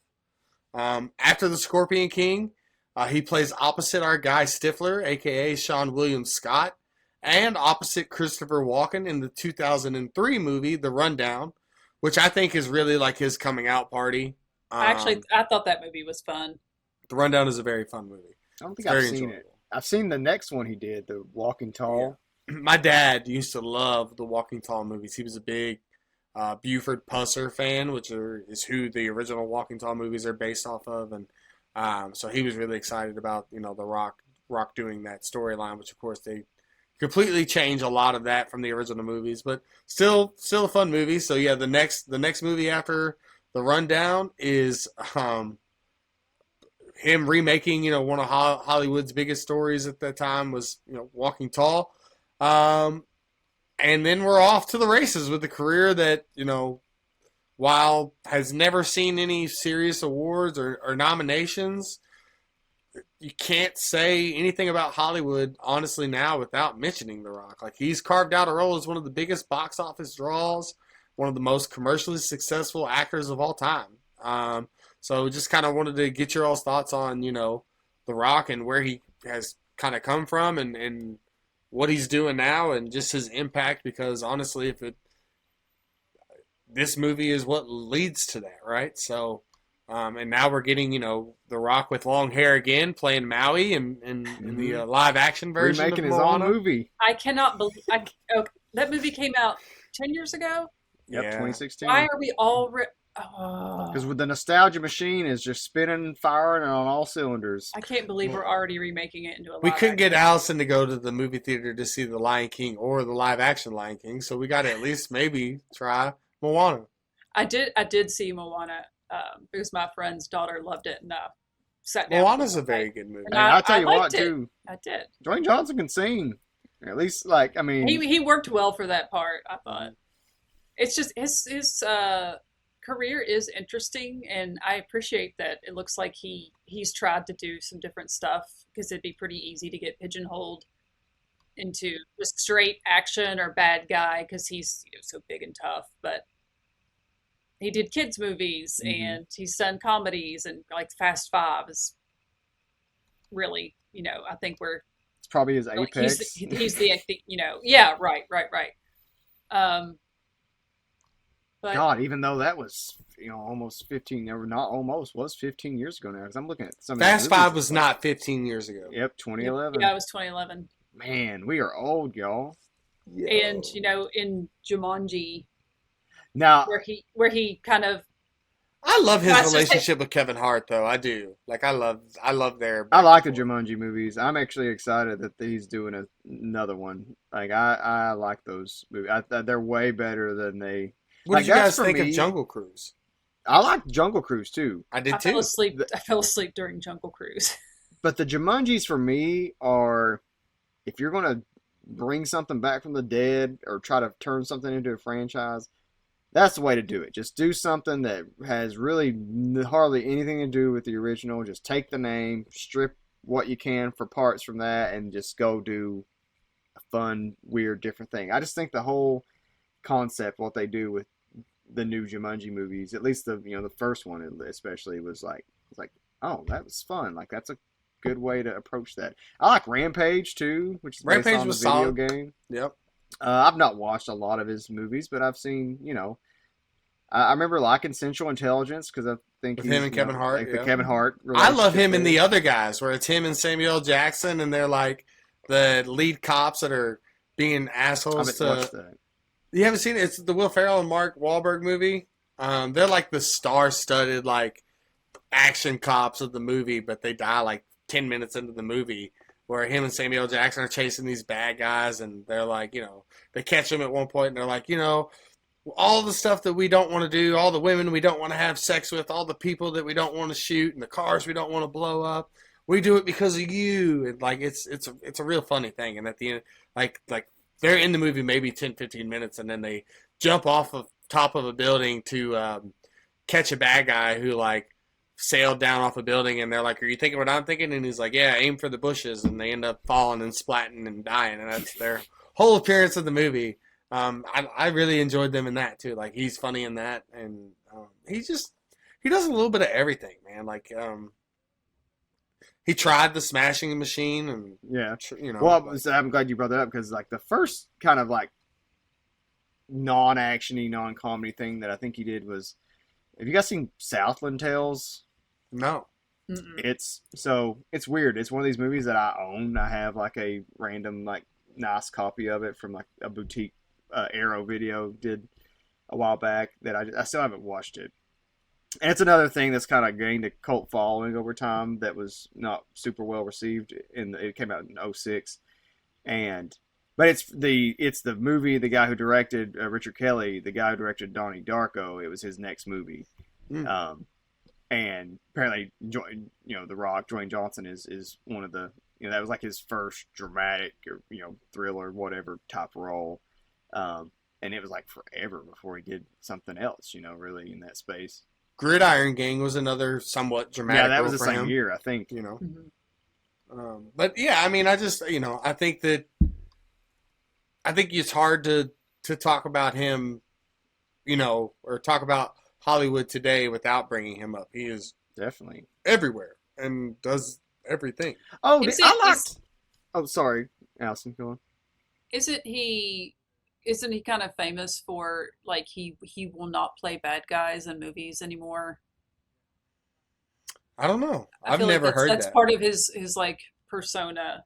I mean, he is like an extremely likable guy and likes for people to be gravitating towards him and friendly towards him. Which I would say, Allison, that I don't buy that in the sense because when he came back to WWE, he came back as a bad guy against Cody Rhodes, and he's the reason that John Cena turned into a bad guy for like 6 months, and like his character, the final boss, that's like the owner of WWE now because he's on the board for TKO, that is the company that owns WWE now, is every bit of a bad dude. Like when he comes in at one point, he was like, comes in and does a show in Arizona, and he was like, "Yeah, did you guys know that Phoenix is like the second largest?" So it was like some crazy stat for like for like the city, and the fans were like clapping for it, like, "Yeah, like that's something to be proud of." And he was like, "Yeah, I didn't know you could fit this many crackheads into one state," and like stuff like that. Like like he's a bad guy. Like so I don't, if he doesn't have a problem playing a bad guy with wrestling, I don't see why he would have a problem playing a bad guy in a movie if the role's right. I think my favorite movie. I forgot this movie has existed, and now I kind of want to go back and watch it because I remember really liking it. Like I think it was one of my favorite movies that came out this year. And you might have seen it, Slate. It's Faster? called no, it's called Fighting with My Family. I Yeah. like that. I like Yeah, that. that's a movie. true Also- story. Yeah, so in that Also starring Florence Pugh in one of yeah, her yeah, very first Florence roles. Pugh's the star. Are you guys and- aware of like who that movie's about? Well, Mhm. it's about a woman we saw at Yep, Comic-Con Soraya today. Page. Yeah, Yep. I enjoyed that movie, and it is very fun. It is a fun, lighthearted movie. I have problems with that movie. Here's my problem with that movie. I understand why they don't address it, but I think it needs to be addressed. Like one of the biggest things that is like known about Paige or Soraya is that her phone was hacked or something happened that leaked sex tapes that got out, and it became like the biggest disgraceful thing to happen to like a women's wrestler at that time, and like WWE had talked about, I guess, like, you know, the title was in one of the videos and all these different things, and it was big. It was a big deal, and they, you know, she had almost lost her job and career over it, and obviously like it scarred her for a really long time, and she didn't really address it or talk about it for a long time, and then she did come out about it. And I wish that they had addressed it in the movie. I understand why they don't, but it's such a big, important piece and part of her life, and honestly, probably a much bigger obstacle that she had to overcome versus the obstacle of making WWE, that it cheapens her story to me that they don't tell it, because it is something that's very important, and the way she handled it. But obviously, it's probably part that she didn't want to put into the movie, so can't really be too upset about it. But yeah, I don't know. It's just like, again, like we talked about biopics before, there are certain key things that like you need to do. If you're going to talk about the good, you need to talk about the bad too. So, but yeah, he's plays himself in that movie, and that's and fun. mostly, yeah, he's barely in it, and he produced. He was like, I guess, a big reason it got made. So, yeah, which I and think he's a big speaks to, producer in like his Hollywood. eye for, you know, wanting to make things too, like you were talking about earlier. Yeah, I mean, he thought he was going to have half control of the DC universe. If you talk to him about it, he thought Black Adam was going to be the next big. He tried Superman. to will that into existence. He tried. I'll so give him hard. that. He did attempt to make that a thing. he put his name on it. Oh, Black Adam was not good. And then he was, you know, I think for him the saving grace was like, well, I got Cavill on board, and we, you know, brought Cavill back as Superman, and that's what people wanted anyways. And then they're like, hey, James Gunn, you've got the DC universe, and he was like, yeah, no Black Adam, no Cavill. Fired. I'm gonna make my own CW Superman movie and go on about my business. So I love that CW Superman movie. It's great. Sorry, not sorry. Slate's Alice, a hater. it's so bad. But yeah, you're right. I mean, you can't talk about Hollywood without The Rock. You know, whether you hate him or love him or somewhere in between, he might be. You know, it's funny. People talk about. You know, you hear people talk about a lot, like, oh, we don't have movie stars anymore, and most of them are older or whatever. Like, you know, like your Tom Cruises and whatnot. I mean, The Rock, people kind of just dismiss him if you even bring him up in that conversation. And okay, yeah, he might not be the best actor in the world, but he is absolutely a movie star. He's, He's an absolute draw. And In the Arnold Schwarzenegger vein, I mean, Arnold Yeah. Schwarzenegger, not the greatest Huge, like- actor, but there is something compelling. no, about that's him. my Yeah. Turbo Man doll. Okay, sorry.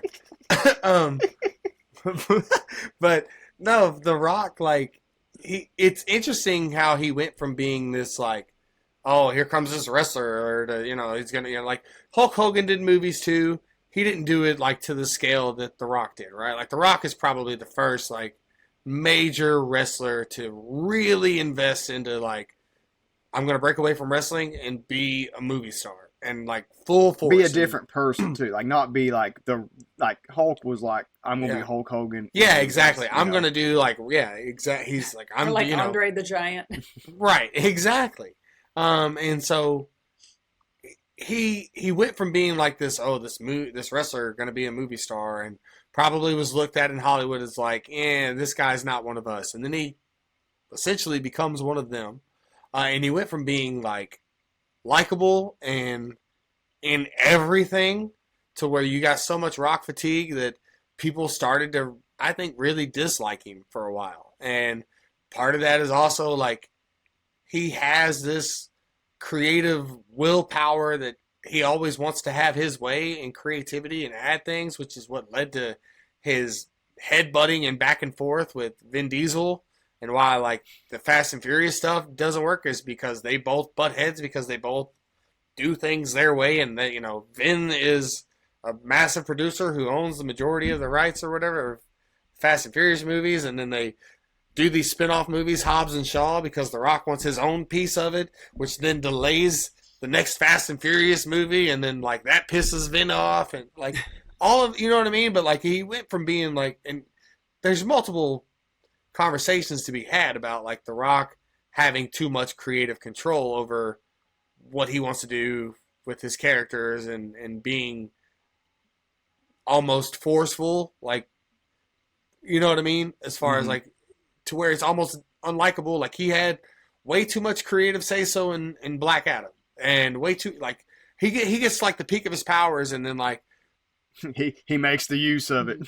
yeah, and I think at that point a lot of people, myself included, were like, dude, just shut the fuck up and make movies, or don't make movies. But like, stop pushing everything that you want. It may not always be what's best for the movie, even if you think it is.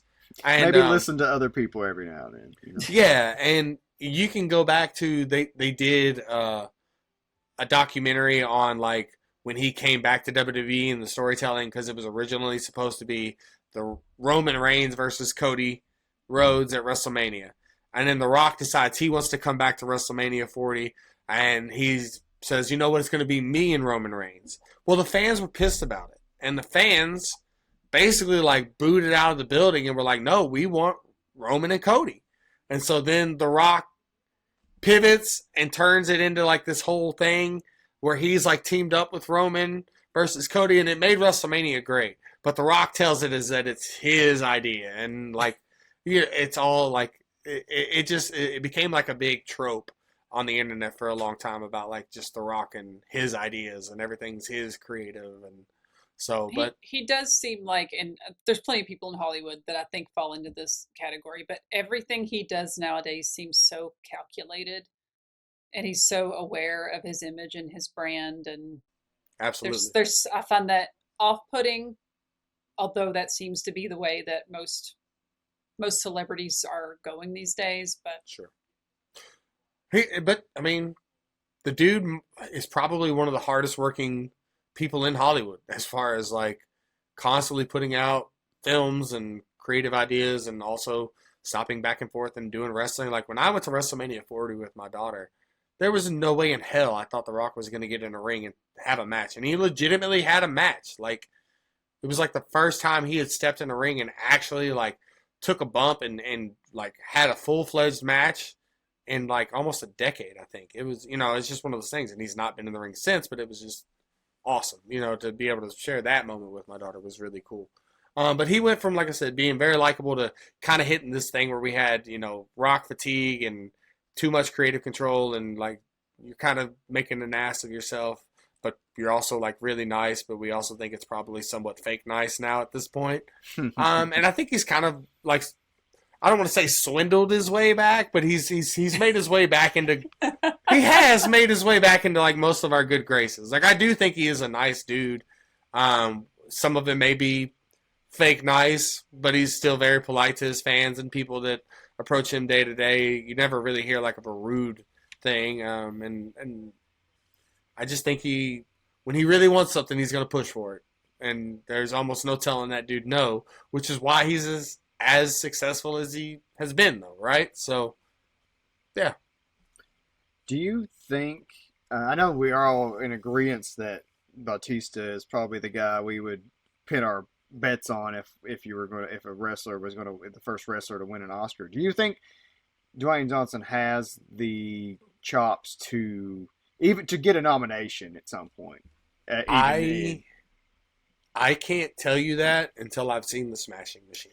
Yeah, I could see it happening with a movie catered to his strengths, and I've heard he's really good in The Smashing Machine. I haven't seen it yet. And that's the thing we've not really said. Like he is a decent actor. Like he's not, he's definitely not bad. I mean, like Yeah. because I mean, you obviously like because I think you could be bad and still have a career like this, if Yeah. people are coming to see you. But it's also at some point.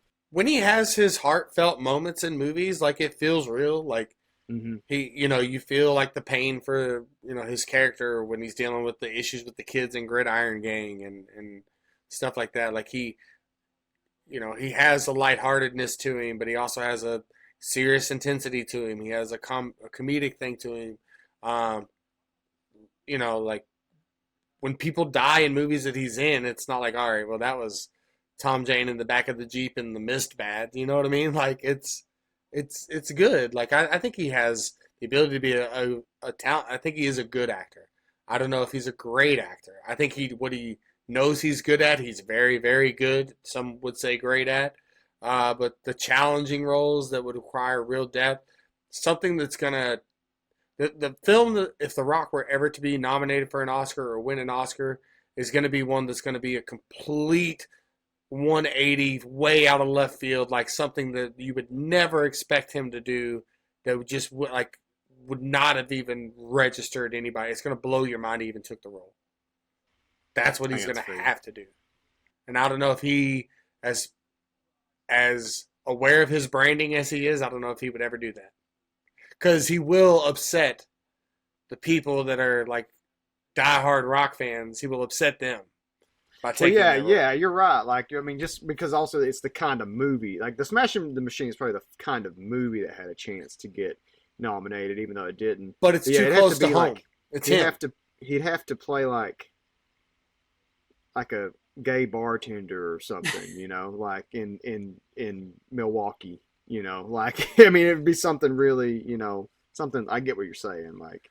Yeah, and it's not that he's never played a gay character before. He's in the John Travolta movie Be Cool, where he's like a bodyguard who's gay, but it's a comedic role. It's not, you know what I mean, like not like a drama, Yeah, it doesn't. I don't think it requires him like making out with a dude, having a sex scene like Bradley Cooper in Wet Hot American Summer. Yeah, I mean. Yeah. So it's different, right? But I mean, he's going to have to do something completely different. So I don't know. I need to watch The Smashing Machine. I think he's a good actor. I don't know if he's an amazing actor, but I do enjoy most of his work. He makes fun popcorn movies. He makes entertaining movies, good family movies, good comedies. I'm here for it. It is interesting to think that. I mean, that's true for Allison, I guess, but we all have kind of grown up with The Rock, as like I feel like we've talked about this at some point recently, but on a different show. But like it was when we were talking about the Oscars with Ryan Coogler, like back in A Beautiful Mind, like we'll get to see, like, in theory, the rest of our lives we'll grow up and get to watch his movies. Like The Rock has kind of been that since we were kids or young adults. It's kind of interesting to think about it that way. I mean, I remember as a 7-8-year-old kid trying so fucking hard just to try to the people's hit the people's eyebrow, And like when I've first seen got you it, popping over there a few times. Yeah, I can't get up and down. It's a natural thing now; it just happens. But like, yeah, it's just one of those iconic things that every kid my age tried. If you were watching wrestling at the time. So. I'll edit it in here, but still my favorite Rock moment is, I don't even remember the context of the conversation in the ring, but shut up, bitch. Yeah. Well, the guy's talking on the mic is, shut up, bitch. Oh man. His promos were amazing. His promo work was so funny and catchy and creative. Like, he just had it as a wrestler and still does. Like, when we went to WrestleMania and we were at WWE World like 2 days before WrestleMania, and he came out for a press conference where he's just basically kind of doing like a Q&A with the crowd and hyping up his matches at WrestleMania and all this stuff. The Rock showed up. Like, I don't remember. We were in line waiting for him to show up, and he was like 45 minutes late. And everybody stayed just to wait for The Rock. You know what I mean? Like, and then he showed up, and Philly fans, this is in Philadelphia. Philly fans are giving him all types of shit, booing him and like, like, man, you made us wait, whatever. And he was like, oh yeah, you know what? He was like, yeah. He's like, you know what the reason why The Rock was late?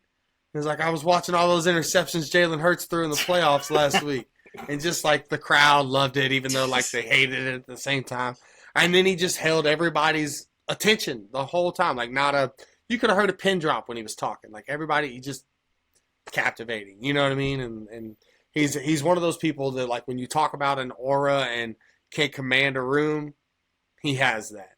And when you're in his presence, you feel it. It's pretty cool. Is he still the biggest wrestler? Like not in terms of like the storylines and or whatever, but just like, is he the wrestler that matters the most? If you were just everybody that's still alive lined him up row to row to most people that would call themselves wrestling fans, or here's where it would be. You're gonna most wrestling for like diehard wrestling fans now that are talking about like who's the biggest wrestler of all time, if you're not like including Hulk Hogan or Ric Flair, if you're talking about like from our childhood or that are still alive, which Rick's still alive, barely. I don't know how. That guy's got 75 lives. Yeah. But it's a legitimate argument between The Rock and Stone Cold Steve Austin. And those two were at the peak of their height at the same time. And, they've discussed it like, they're really good friends now. As co-workers, they were friendly, but they also had a very big competition because when The Rock wasn't the champion, Stone Cold was the champion. And like when you're the champion, you're the guy on top and the company trusts to do, you know what I mean? So like they both were going for the same spot and had legitimate conversations and contention. Like Stone Cold still feels that he deserved the spot at WrestleMania 18 where The Rock got to fight Hulk Hogan, which is like the biggest match of all time. One of them at least. And so like, there's still that competitiveness or jealousy between the two of them. But most wrestling fans, if you're not talking about Hogan and Flair, they're talking it's The Rock, it's Stone Cold Steve Austin, and then I would say Undertaker and Shawn Michaels would be the two right under that, or that you would get honorable mentions. They get thrown in because of all the work that they've done for the business as well. But as far as popularity goes, Austin 316 says, I just kicked your ass, or can you smell what The Rock is cooking? Or just, you know what I mean? Things that transcend everything. And So. I will say, I'll interject and say, I don't know anything about wrestling. Not a fan, never really watched it. However, I do follow Steve Austin on Instagram. You like his cats. His cats. He has become a hardcore cat dad. Poncho, you son of a bitch. Poncho and Macho. And every time he posts about him, he's like, here's two solid ass cats. Poncho's great. I love Poncho. Our buddy Sully Allison sends me Stone Cold cat videos all the time. Yeah, he sends me and Danny from work. Yeah, a bunch of those. Stone Cold actually is transitioned into like racing in the desert, and he just won his first 250-mile race this weekend. Nice. Yeah. So congrats, Steve. Hell yeah. Have a Steve Weiser. Okay, guys. So last but not least, does this movie matter? 25 years later, the Mummy ... pause returns. Does this movie matter?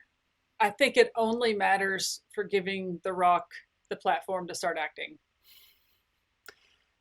That's if you And were that's to the force me only to credit say, I can give it. Yeah, if you were to force me to say it matters, it's because of it's The Rock's first role, and that's a pretty.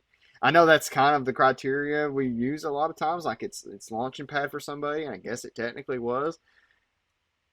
But I don't.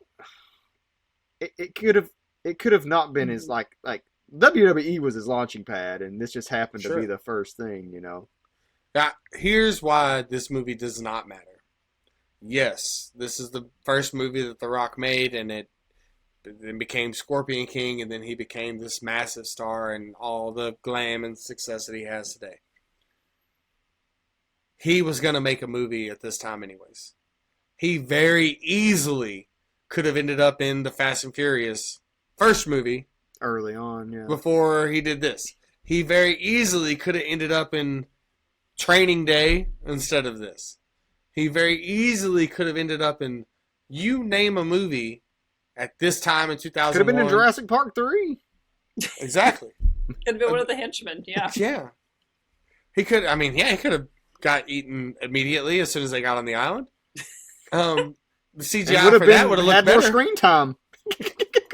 But my point is that he could have been in any movie from the year 2001 to the year 2002, 2003, and that movie would have been his first movie. He was going to be a star regardless, based off of his not ever willing to take no for an answer, his work ethic, his ability to rub shoulders and be likable, and to ask questions and think creatively and put in the hard work and show people that, like, I'm a wrestler, but today I'm an actor, you know? And, like, all of that stuff, that's why this movie doesn't matter. Because even this movie, while it is the debut of The Rock, it's not a movie he's going to be remembered for. He may not even be, I don't even think he's going to be remembered for the Scorpion King movie, which was his first, like, real movie that he's the star of.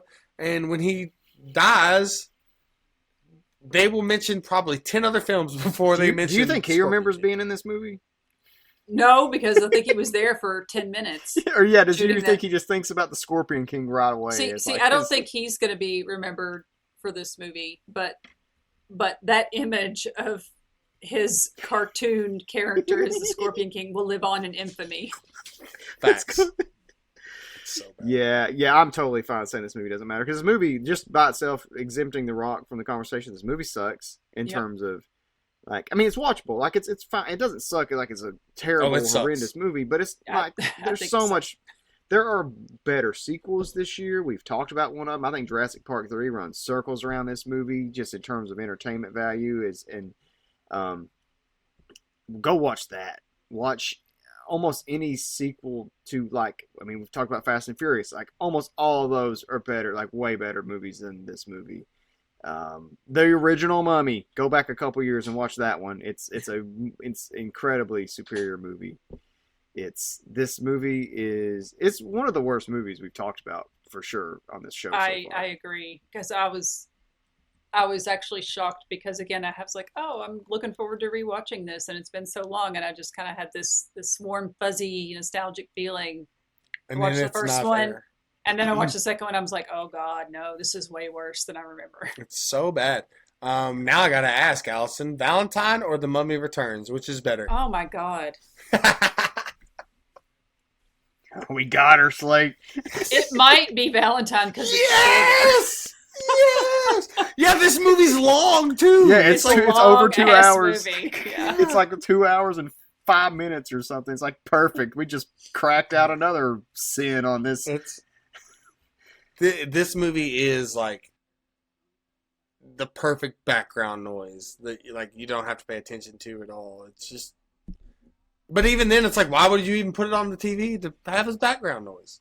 And, like, it's just so sad that it made as much money as it did, because it just kind of speaks to, like, what people, I guess, go to the movies for. Because I can understand having a big weekend, a good opening weekend, but, like, to get to almost $500 million, which in 2001 money translates to almost $1 billion today, means enough people had to, even though they ignored the word of mouth because it was getting bad reviews, decided they were going to go watch it anyway. And, I mean, how many Transformers movies were there? Well, yeah, So- was in the back of my mind a lot too. Watching this was like, this is why we have all those Transformers movies, is because people just wanted to keep, watching I the enjoy robots the Transformer bang movies. each other. Like, See, the first I like the Transformers first movie, I couple. liked it. I was like, this is very dumb. They could have fun. stopped it after 3. They could have just stopped. well, and But- even if you don't like him, and Shia is great in those like, movies. Shia's good, but also, like, I was gonna say, Michael Bay at least has some An eye vision. for action. Like, I don't think we talked about it, the script being messy. I don't know, even convinced Steven Sommers is, like, even really cares about directing either, because, like, there's nothing special in this movie. Like, there's no shots in this movie, and really not even in the first one that I really remember. There's cool scenes, but there's no, like, shots or anything, like, really inventive happening. At least Michael Bay knows his way around a camera and doing some cool stuff. It knows his way around other things too. On how he uses the camera. But What? Okay, you I don't know know what I'm talking about. He You've loves seen Megan zooming Fox in in on those Megan movies. Fox's ass. Oh, fair. She knows what she's doing too. Have you seen her last photo shoot? Oh, I ain't complaining. I'm not a value judgment. All right. Well, we drooled over Odette Fur. Fair. Fair. What else has he been in? I meant to ask earlier. What's his like?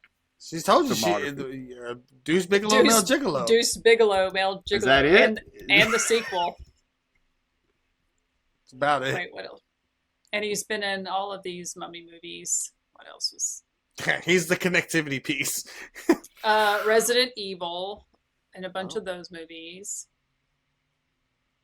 Oh yeah, his filmography ain't much to write home about, Allison. I'm looking at it. Hey, I didn't say he was the world's greatest actor. I said he was nice to look at. Hey, that's eye candy matters. Absolutely. Speaking of eye candy, we'll be getting to that next week. He's the voice of something in Scooby-Doo and Where's My Mummy?